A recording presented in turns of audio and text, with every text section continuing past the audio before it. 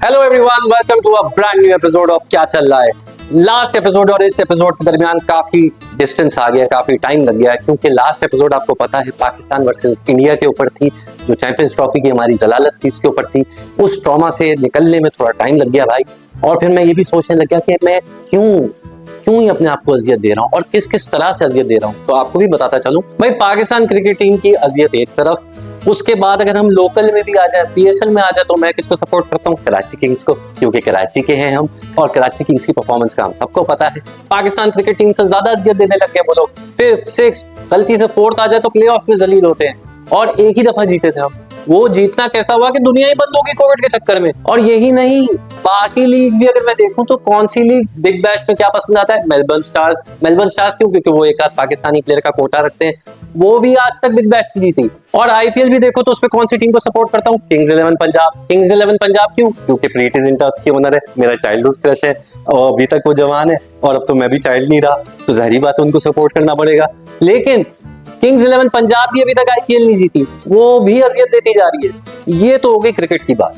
अब आ जाते हैं फुटबॉल पे। फुटबॉल में फेवरेट क्लब कौन सा? Manchester United. मैनचेस्टर यूनाइटेड का अब जो हाल है पिछले 10 साल से हम सबको पता है। हमें बचपन में उन्होंने बहुत अच्छी अच्छी खुशियां दे दी, सर एलेक्स फर्गसन के टाइम पे बहुत मजे किए, लेकिन पिछले 10 साल से वहां भी पाकिस्तान क्रिकेट टीम की तरह इतनी अनसर्टेनिटी है, इतनी जलालत है कि अब क्या ही करें। और इंटरनेशनल में कौन सी टीम पसंद थी? बिल्कुल सही, ब्राजील। यही टीम पसंद थी। उसने भी बचपन में बड़े अच्छे ख्वाब दिखाए, बड़ा अच्छा टाइम दिया, और उसके बाद से जब से वो जर्मनी से 7-1 हारे 2014 के वर्ल्ड कप पे, उसके बाद से उनका डाउनफॉल ही चल रहा है। अल्लाह भला करे मेसी का, कि उसकी वजह से थोड़ा बहुत हमने अर्जेंटीना को सपोर्ट करना शुरू किया, तो 2022 के वर्ल्ड कप में छोटी मोटी खुशियां मिल गई, लेकिन उसके आगे पीछे कोई खुशी नहीं है भाई। टेनिस की बात करें तो एक ही प्लेयर पसंद था, राफेल नडाल। वो निडाल होके रिटायर हो गए, तो अब टेनिस में भी कुछ नहीं बचा।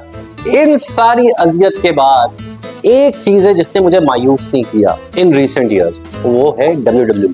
अब आप लोग यही सोच रहे होंगे कि WWE वो तो स्पोर्ट्स नहीं है, वो तो एंटरटेनमेंट है, वो तो नूरा कुश्ती है, वो तो सब स्क्रिप्टेड है। बट है तो एंटरटेनमेंट, और हम स्पोर्ट्स किस लिए देखते हैं? एंटरटेनमेंट के लिए देखते हैं। क्या आपको एक वन साइडेड मैच ज्यादा मजेदार लगता है, या फिर कुछ सनसनी खेज वाला के आखिरी बॉल पे 6 रन चाहिए, 20 ओवर में 250 का टारगेट चेस कर लिया? इस तरह के मैचेस ही हमें ज्यादा एक्साइट करते हैं। क्यों? Because it has more drama. और WWE से ज्यादा ड्रामा और कौन देगा यार? ऐसे ऐसे कैरेक्टर्स होते हैं, ऐसी ऐसी स्क्रिप्टें होती हैं, फिर ऐसे ऐसे मैचेस के थ्रू स्टोरी टेलिंग होती है कि they know how to get you hooked on. और हम सब बचपन से इसको फॉलो करते आ रहे थे। जो एटीट्यूड एरा था, stone cold Steve Austin, the Rock, फिर अंडरटेकर का भाई केन, ये सारी कहानियां हम फॉलो करते आ रहे थे। तो एटीट्यूड एरा के बाद क्यों हम लोगों ने WWE फॉलो करना छोड़ दी? क्योंकि इन लोगों ने अपना पैटर्न थोड़ा चेंज कर दिया। स्टोरी टेलिंग के बजाय फहाशत और खून खराबे में लग गए। जब पता चला ये काम नहीं चल रहा है तो पीजी एरा पे आ गए। पीजी एरा पे आए बच्चों को एंटरटेन करने के लिए। बच्चे ऑलरेडी GTA में घुस चुके थे, फिडजेट स्पिनर में घुस चुके थे, उनको क्या लेना देना था जॉन सीना को देख के, जिसको वैसी आधी दुनिया नहीं देख सकती, because you can't C me. But उसके बाद WWE ने वापस कैसे अपने आप को रिवाइव किया?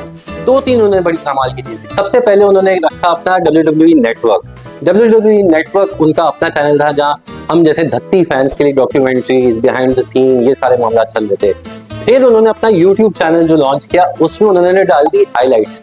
और YouTube बंदा इस्तेमाल ही हाइलाइट्स के लिए करता है। मैं भी इसी तरह WWE देखना छोड़ चुका था, लेकिन जब हाइलाइट्स पैकेज आने लगे, top 10 moments of raw, top 10 moments of SmackDown, तो मैंने कहा यार 10 मिनट में सब पता चल रहा है क्या सीन है, तो ये देख लेते हैं। इस तरीके से WWE का YouTube चैनल बढ़ना शुरू हुआ, और अब वो टाइम है जब इनके 100 मिलियन से ऊपर सब्सक्राइबर्स हैं, और इसके करीब कोई भी स्पोर्ट्स का चैनल नहीं आता। तो भाई साफ सी बात ये है कि WWE जो है वो एंटरटेनमेंट का एक जबरदस्त प्लेटफॉर्म बन चुका है। और इसका सबूत सिर्फ यही नहीं कि रेसलर्स अच्छे हो गए या स्टोरी टेलिंग अच्छी हो गई, इसका सबूत ये भी है कि बड़े बड़े नाम भी अब इसमें घुस रहे हैं। बैड बनी जैसे सिंगर आ गए हैं, लोगन पॉल रेगुलरली फीचर कर रहे हैं, यहाँ तक कि आइशो स्पीड भी कोट खाने आ जाते हैं एनी टाइम। तो WWE has now become a global phenomena। Netflix के साथ 5 बिलियन की डील कर ली है, तो अब घर घर पे WWE चल रहा है। ग्लोबल हो चुके हैं, यूरोप टूर कर रहे हैं, ऑस्ट्रेलिया, सऊदी, इंडिया, यहाँ जा रहे हैं। इतनी ज्यादा जगह अगर एक ब्रांड जा रहा है तो इसका यही मतलब है कि उसमें कुछ बात है, कुछ है जिसकी वजह से सब उसे फॉलो कर रहे हैं। यहाँ तक कि अब इंटरनेशनल रेसलर्स भी WWE में आके स्टार्स बन रहे हैं। तो now WWE has become this global phenomena.